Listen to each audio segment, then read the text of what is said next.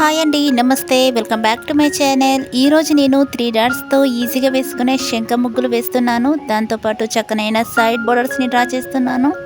Video కంప్లీట్గా చూడండి friends. నేను వేసే ఇలాంటి ముగ్గులు మీకు నచ్చినట్లయితే లైక్ చేయండి, షేర్ చేయండి. మీలో ఎవరైనా ఫస్ట్ టైం నా వీడియో చూస్తున్నట్లయితే సబ్స్క్రైబ్ చేయడం మర్చిపోకండి ఫ్రెండ్స్.